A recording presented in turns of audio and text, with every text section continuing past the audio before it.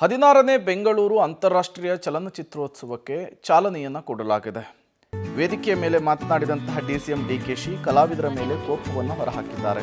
ಮೇಕೆದಾಟು ಪಾದಯಾತ್ರೆಗೆ ಕಲಾವಿದರು ಬಾರದ ಬಗ್ಗೆ ತಮ್ಮಲ್ಲಿ ಕೋಪ ಇದೆ ಅಂತ ಹೇಳಿ ಡಿಕೆಶಿ ಹೇಳಿದರು.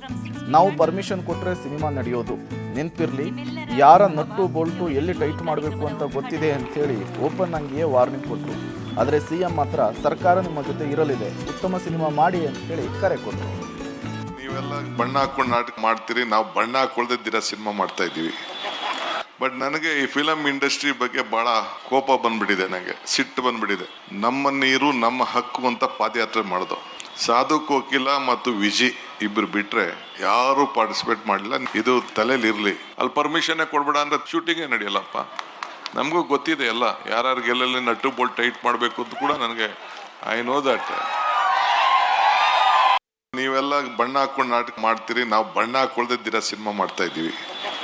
ಬಟ್ ನನಗೆ ಈ ಫಿಲಮ್ ಇಂಡಸ್ಟ್ರಿ ಬಗ್ಗೆ ಬಹಳ ಕೋಪ ಬಂದ್ಬಿಟ್ಟಿದೆ, ನನಗೆ ಸಿಟ್ಟು ಬಂದ್ಬಿಟ್ಟಿದೆ. ನಮ್ಮ ನೀರು ನಮ್ಮ ಹಕ್ಕು ಅಂತ ಪಾದಯಾತ್ರೆ ಮಾಡೋದು.